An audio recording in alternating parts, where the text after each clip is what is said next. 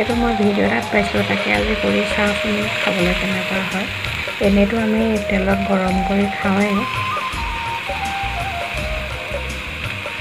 গাখীৰখিনি আমি এইদৰে দিয়াৰ পিছত এইটো ব্ৰেডটোৱে শুহি ল'ব।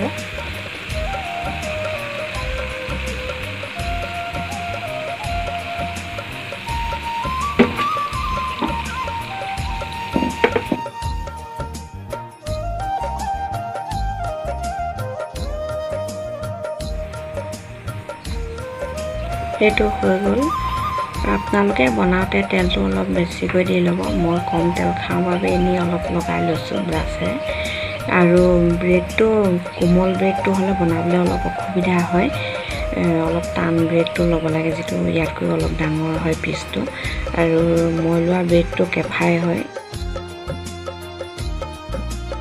ৰাতিপুৱা আমি এইদৰে চাহৰ লগত বনাই খাব পাৰোঁ। আৰু আপোনালোকে বনালে যিটো টান ব্ৰেড হয় সেইটোৰ পৰা বনাব। কোমল ব্ৰেডটো হ'লে অলপ বনাবলৈ সুবিধা হয়।